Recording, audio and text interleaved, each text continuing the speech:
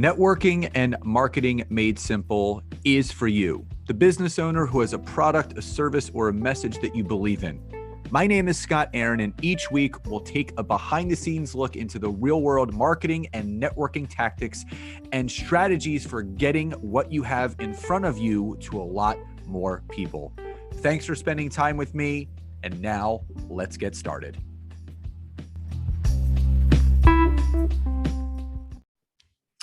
Hey, everybody, and welcome back to another episode of Networking and Marketing Made Simple. Super excited for today's episode. Obviously, I know all of you love the interview episodes so much, as do I. I have a good friend of mine on here today, Marcia Bench, and we are in a group coaching program together. We connected, and we actually see eye to eye on a lot of things. Number one, she is also an author. A 27 times author. So I have some catching up to do, but I do have time to do that. But she's also a leading entrepreneur and thought leader growth strategist for coaches, speakers, authors, and experts. And what I love about what Marcia teaches, she practices what she preaches. And I really feel the best teachers are also the best students. And, you know, Marcia would agree with me. You guys can't see her, but she is nodding her head that, you know, when you are in the coaching space, you have a responsibility not just to be a coach, but to be a student, so you can always up level your coaching practice to bring the highest value to the clients that you serve. So Without further ado, Marcia, welcome to today's episode. Thank you so much, Scott. It's great to be here with you. And I'm so glad that we've had the chance to get connected. Absolutely. So again, there's a lot of people will talk about thought leadership and certain aspects of coaching. And, you know, thought leadership is one of those buzzwords that people use, but they don't really know what thought leadership is. Before we dive into the meaning in your eyes of what thought leadership is, share with the audience a little bit about your journey going from being a lawyer first out of school to now being this 27 times author, speaker, coach, everything that you're doing now. How did that journey actually take place? Well, it's always a little bit of a challenge to condense it down when I get asked a question that's that big. But you know, what it really comes down to is that, just like all of our listeners, that calling inside just wasn't going to go without being noticed. You know what I mean? So I was actually changed my major 3 times in college, trying to figure out who I was going to be when I grew up, and eventually ended up with a psychology degree and a music minor, and went to work in a larger law office than I'd been working and going through school. And thought, oh, I can be a lawyer if I have another few years of school. So I went back to school and became a lawyer, and very rapidly, it wasn't actually that easy of a decision, but that's not relevant to what we're talking about today. But in any event, it just wasn't as positive of an environment as I wanted to be working in. Let's just put it that way. You know, it's people getting even with each other. It's, you know, even though I went out and did seminars for employers and tried to make it proactive, it just wasn't like that. And so I literally had one of these divine downloads in the middle of the night for the first book, and knew where to pitch it, to teach it, taught that quarter, and then just continued to do a class a quarter at the local community college here in Portland for a few years, trying out different topics and really finding my way to my purpose, actually. And so it was a matter of 2 years after I got out of law school and passed the bar that I decided that I was going to take my work on the road. I'd been doing a few seminars here and there, like I mentioned, but I wanted to do more with it. So kind of like one of my mentors and people that I admire, Wayne Dyer, who left his tenured professorship, of course, to go follow his path. I sold my law practice to my associate, published 16 cases of my first book, and bought an RV, sold the house, and headed out on the road for 9 months. Yeah. So it sounds so gutsy now, but at the time it was just like, I'm following this course that really is leading me forward. And so while there was some level of risk, it didn't feel like I was giving up something that I couldn't come back to, if I wanted to later. So did 65 seminars. Hay House picked up the book, and they kept it in print for like 12 years. So in fact, I just ordered another copy of it today because I'm about to put a display behind me with some of the work that I've done. And it's just so funny to, see some of the older work that I did. But anyway, it's kind of like you hang around long enough, you've got a library of work. And so you've got courses, you've got books, you've got, clientele all over the world. And I didn't find coaching until after that, long after that, actually in the late 90s. And started my first coaching company in 2001. So I guess the rest is in a way history. I ran that business for 19 years and sold it last year, and then started Transformational Thought Leaders from there. Love it. And Wayne Dyer, rest in peace, was just an outstanding human being. One of my favorite movies of all time is The Shift. And it's by Wayne Dyer. And anyone that's listening to this, I highly, highly suggest going onto YouTube and typing in The Shift by Wayne Dyer. It's a 2-hour movie. Portia de Rossi is in it. So that's the only probably notable actor that you will recognize from this movie. And Wayne Dyer, obviously.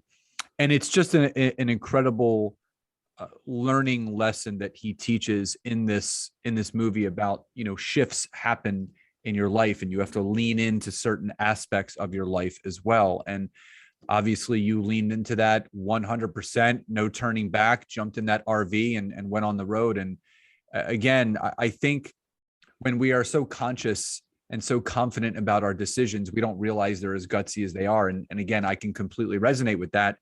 Just 5 years ago, I filed for personal bankruptcy to close one business to then lean into another one. Mm-hmm. And, there's a lot of people like, wow, that must have taken a lot of guts to do that. And at the time it was like a no brainer. Like I wasn't even like thinking like, should I do it or shouldn't I do it? This was what had to be done. And you're just so present and conscious with where you are that it doesn't seem as gutsy as when you then look back, you're like, man, that was a pivotal moment. And, now owning and selling multiple businesses now, which is an accomplishment in itself. I want to jump into the concept of thought leadership, because there's a lot of people that truly don't understand what that means. So if someone was to come up to you and say, hey, Marcia, how would you best describe what thought leadership is? What kind of definition would you put to that? Yeah, it's a great question. And it has a couple of different perspectives, I guess, or viewpoints. But I think the most important is kind of related to what we've just been talking about is it's the courage to really put your own thoughts and ideas out there in a way that you're trusting is going to resonate with the right people. Because there's no competition for your life purpose. I believe that sincerely. Life purpose, teaching people life purpose has been a big thread through everything that I've done, because I believe that's really where your most profitable venture is going to lie, whether that's a career or whether it's a business, is when you're monetizing your life purpose. But in terms of we each have a unique perspective on our thing. And in your fitness industry, I'm sure you had all kinds of other people that were doing similar things, but they weren't Scott. There were all kinds of other people that do business coaching, as I do now. And they just don't have the same kind of mix of unique experiences and perspective and education and life that I do. And so when you really get that, you don't get so concerned about who's going to like it and who's not, because you're going to draw the right people to you, and the other people are going to find their person, whoever that is. It's like a yin and yang, a perfect, key for the lock type thing. I went to Paris 2 years ago when we had our 25th wedding anniversary, and we got to see the Bridge of the Locks. It was so cool to, just to see, that is how it feels. when you really make that connection. So I think that the leadership in ideas, staying on the cutting edge, being able to see what's coming in an industry or in a niche and be able to sort of help people prepare for that is part of it.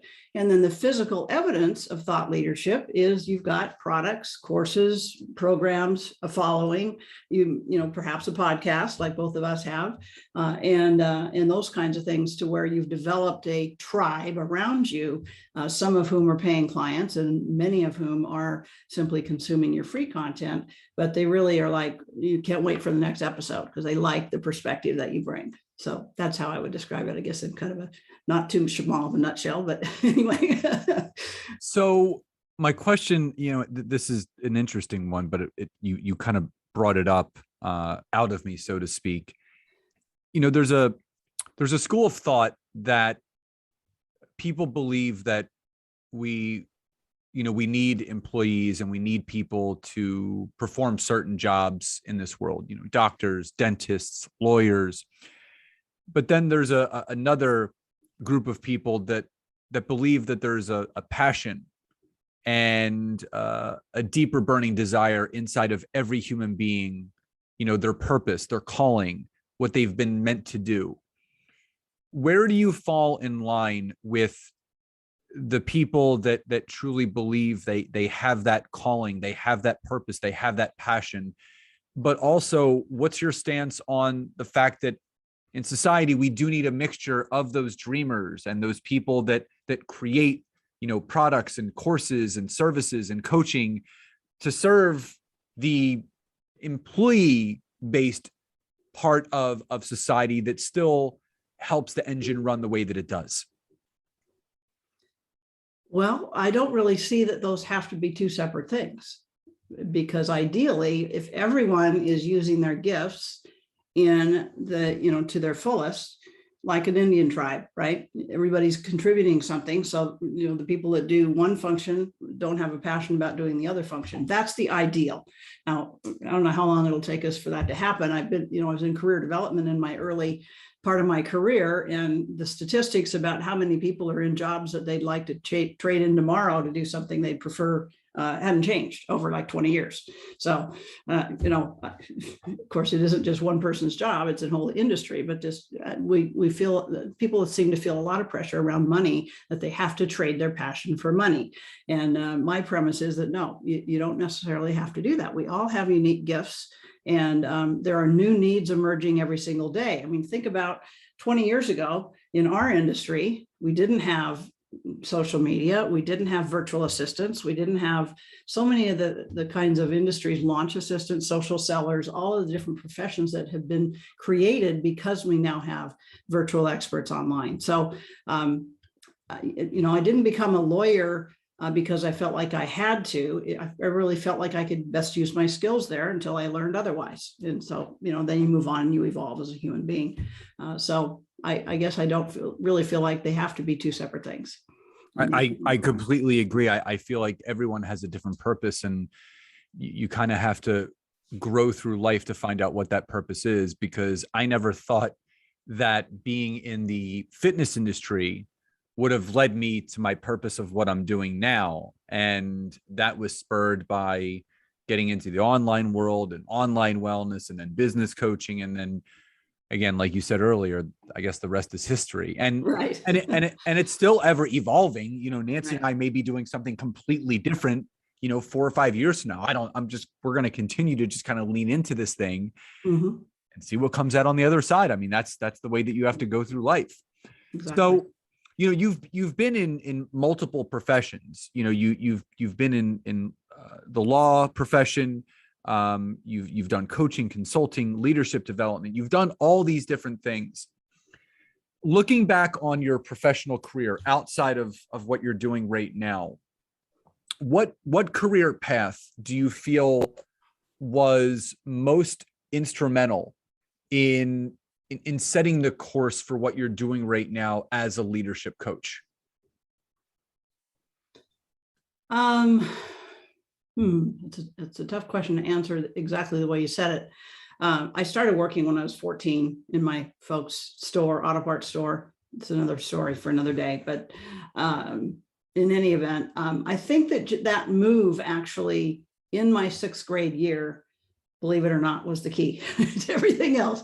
Like having a fresh start, new friends, new school, new place to be. And it's like, oh, this is kind of cool. And so I've done that a lot. I moved a lot before before recently when, with my spouse of 27 years, I changed my major a few times. I've changed, I don't know how many careers and jobs I've had, but so because I'm ever looking for new interests. I will say though, that by becoming an entrepreneur was the point when I really felt like I was finally on purpose for the first time, that I wasn't going to max out and burn out or just get bored in something in 6 months, because there's always something new to learn. There's always something new to grow. And that's why I love coaching too, because there are new strategies, new techniques, new evolutions of online marketing, all the different things that can keep people stimulated. And I think I like the no end in sight to that. So I think that just knowing that we can make fresh starts,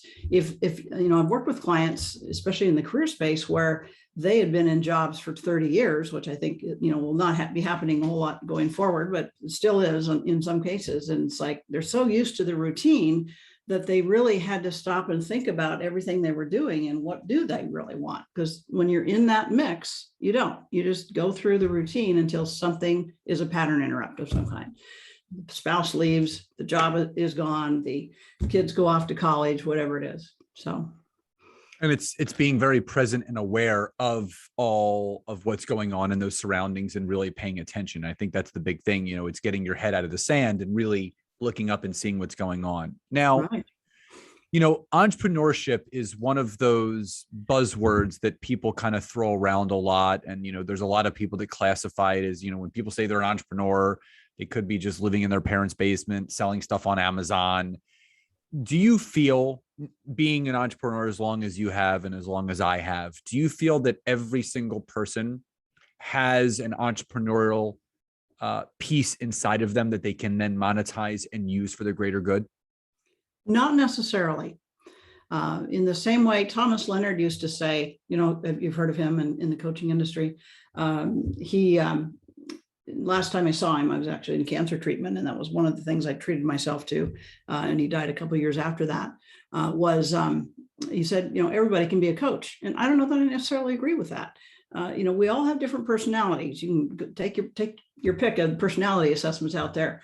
Some people are just simply more independent thinkers. I also use numerology in my business with my clients. And so that also opens up doors of, 11 different personality types and life paths that people are on. And so there certainly are ways of bringing creativity to a corporate job by being an entrepreneur.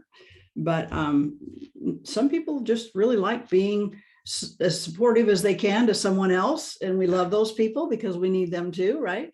And that's their role. And so, there are ways to help support them in becoming more, more capable, develop more skills if, let's say, they're on our teams. But I don't necessarily think that everybody is cut out to have their own business. I agree. And, sometimes people have to learn the hard way that they may not be cut out for entrepreneurship. And not that it's a safer play to go back to being an employee, but again, there are a lot of people that are fulfilled with their passion and purpose by serving others and helping them with someone with their own business or desire. So I think a lot of that is needed. I got to tell you a funny story. I did a series with our local ABC affiliate here, a television series a while back. And I started chatting with some of the crew members and that were doing the cameras and the gaffs and all that sort of thing.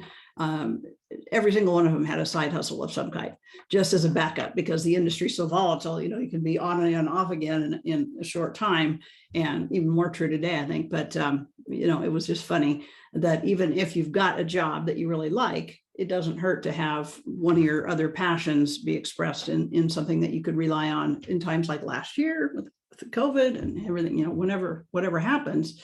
I saw my mother through 2 years of illness before she passed away in 2018. And, if I hadn't had the flexibility that this kind of work provides, I wouldn't have been able to be with her in another state and still running a business. So. Yeah, I read somewhere, and I share this often, the average millionaire has between 4 to 6 streams of income. Right. And you never want all your eggs in one basket. And that doesn't mean you have to hold down 3 jobs and work 24/7, but it's okay to really lean into some of those passions. Funny you brought that up. I strangely enough got back into card collecting. I was really into sports cards. I started in 1987. Why am I not surprised? When I was I was 8 years old. And I collected cards all through, high school. And then even it was funny. It restarted when I was in my early 20s. And the funny story about that is my buddy, Josh Perlman, he's probably not listening, but he may be.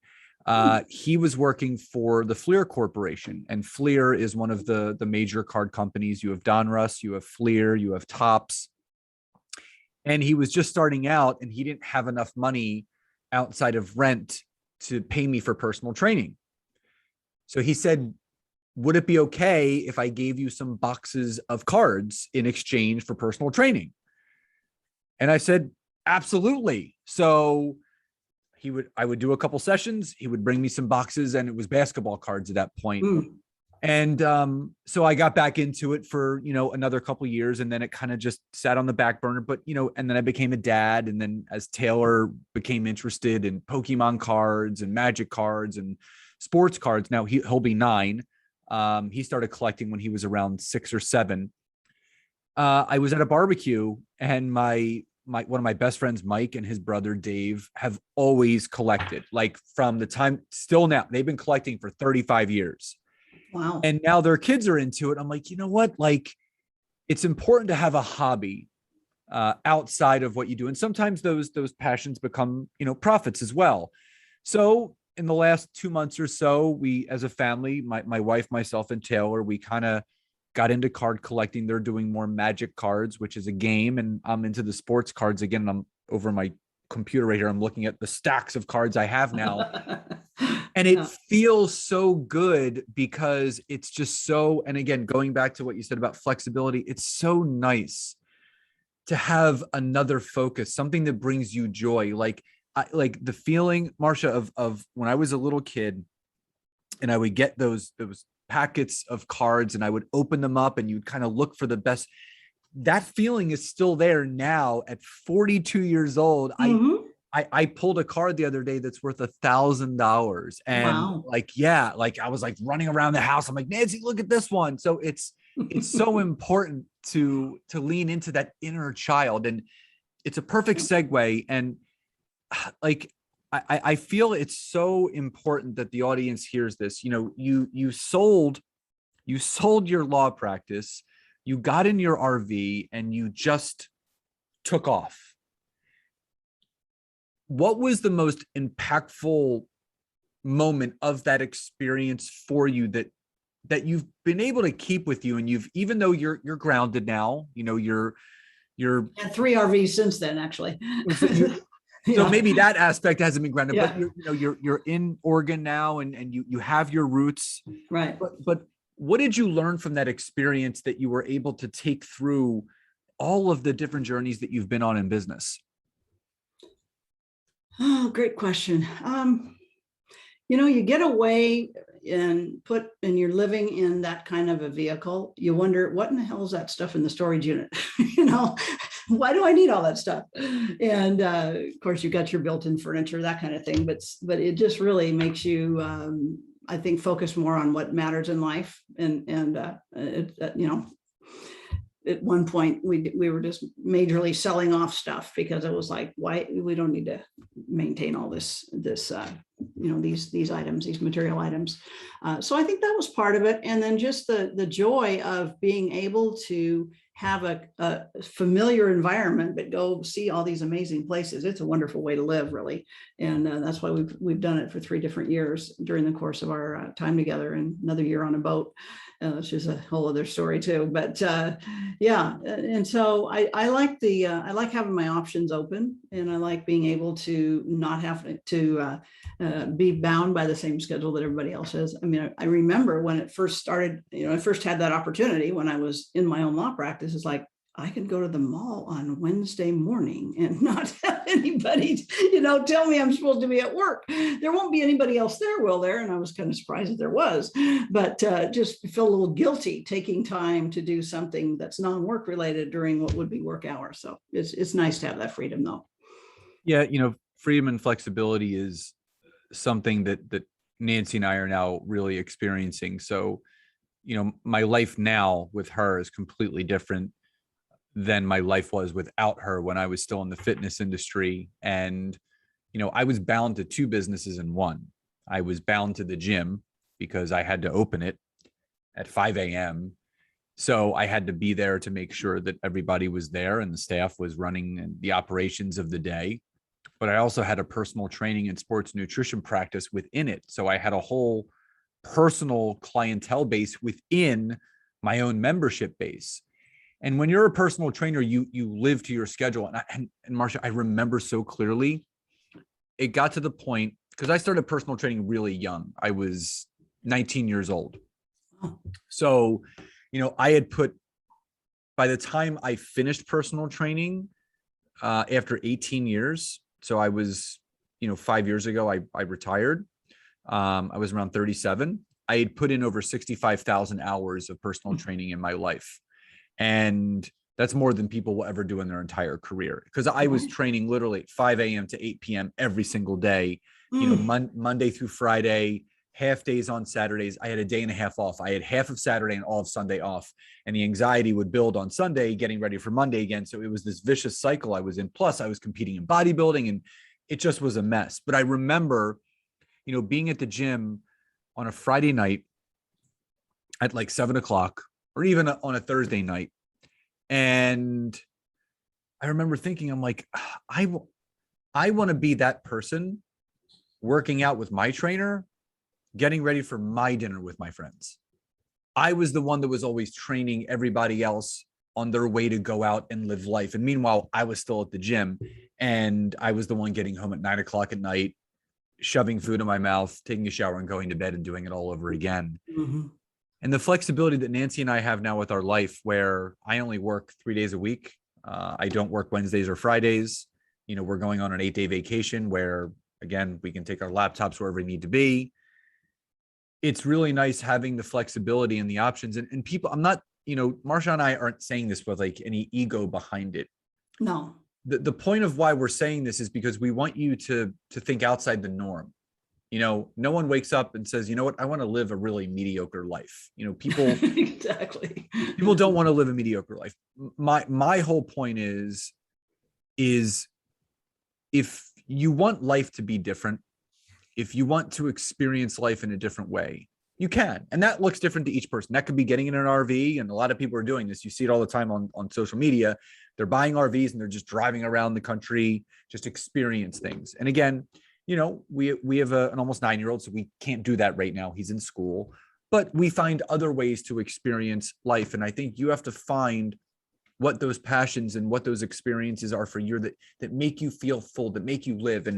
And I think, looking at one's own mortality and, you having that flexibility to be with your mother, it makes you appreciate what you've created. Because again, everyone feels that, every day is guaranteed and given. And I'm sorry, I don't want to burst your bubble, but it's not like we are not promised, no matter how young or old you are, none of us we're not promised anything. We don't know what's going to happen. We don't know that after this past year, then yeah. Yeah. And the other thing is that, we're not saying live your life like it's your last day on earth, but live a fulfilled life every single day. Right. Figure out those things that really fill your cups. Now, you know, you have very unique and very specific programs and how you help people. So talk to the audience a little bit more deeply about your programs. I know that you have an amazing workshop coming up that I want you to talk about as well. But and I loved what you said earlier, is that what really makes you different than other leadership or thought leadership coaches is you. And I tell people all the time the same thing with me. There's other LinkedIn coaches out there, but they're not Scott. They're not. So what makes you different with what you teach, and tell the audience a little bit about the program and how you help people? Sure. Well, we because it's Transformational Thought Leaders International, our goal is to help people become leaders in their own space, to become the go-to expert. And so we're speaking to the people that really want to put their own unique message out there and gather a tribe around themselves in order to experience both the freedom and the wealth that comes with that. And so we have a couple of different coaching programs that we offer that are evergreen enrollment, where we can help you build your platform out. We can also, we're soon going to be offering a coach certification in our business coaching method. And the workshop itself is actually called High Ticket Coaching Breakthrough. It starts September 13th. And so we periodically offer complimentary week-long workshops. It's an hour a day where you have the opportunity to really get some of the basic concepts and principles that you need to create, in this case, a high-ticket program.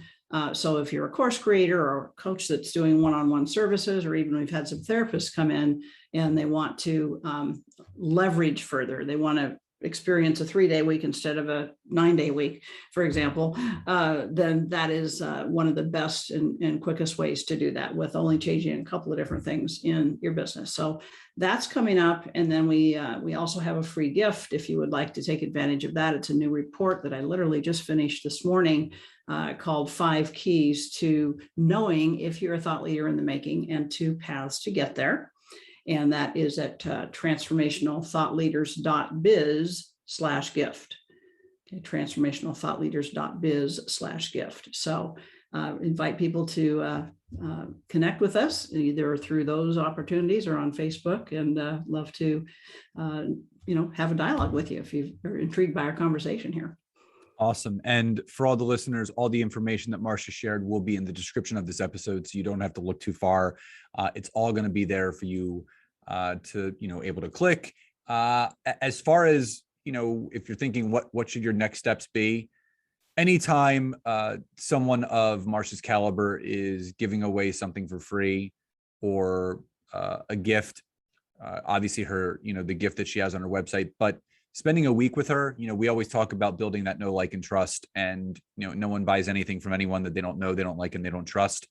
This would be a great opportunity for you to get to know her and what she is so skilled and specialized at. So I highly advise all of you that are listening to this to register for that. It's coming up right around the corner. The registration link is right in the link of this episode. So absolutely check it out. So Marcia, first, thank you again so much for being here today. Just grateful for you and your transparency and your vulnerability and all the, we probably could have talked for a couple hours because there's so many stories that you have. What we might have to do another episode, but just really appreciate you and what you shared. But the most important question that I want to ask, and I always end every episode with this, is what does success truly mean to you? Great question. And I always think in terms of something that I can experience today, that success isn't like when I reach this income goal, or when I get, the kids out of the house, or when this whatever is over with. Yeah, those are goals along the way, and they're going to happen. But I think success is the quality of your journey. And so if I can bring joy to not only my day, but I can also brighten someone else's day today, that's success to me. God, that's spoken like a true thought leader themselves. And again, Marcia, I've done close to 300 episodes and close to 150 interviews up to this point, and not one person, and I say this every episode, not one person has mentioned money. It's always what someone can do for someone else, how they can leave someone better, how can they live their life more presently. I think in the social media world that we live in, I think a lot of has gotten lost in translation about what success really is. That people think it's the amount of money in your bank account, the car you drive, the size of your house, the make and model of the clothes that you're wearing. And success is inside of you. And it's also how you show up each and every day. So loved your answer. I knew I would, but again, just wanted to thank you so much for being here today, and can't wait for my audience not only to listen to this multiple times over, but to take action and to not only download your free gift, but also to attend your free workshop. So thank you again for being here today. Appreciate the opportunity. Thanks. Absolutely. Matt. So everyone, again, all of the information on Marcia will be in the description of the episode. Take advantage of her free gift, take advantage of her workshop. And as always, please enjoy the rest of your days, and I'll talk to you next time. Bye, everyone.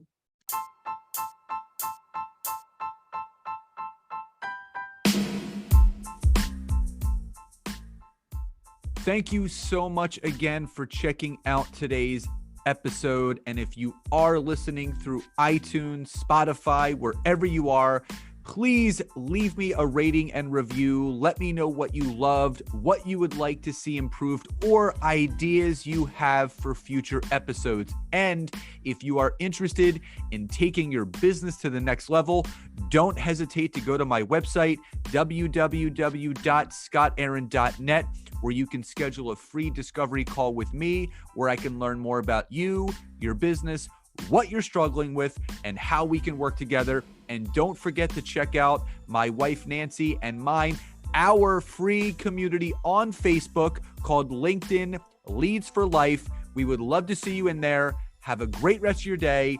And thank you everyone for your support. Grateful for each and every one of you.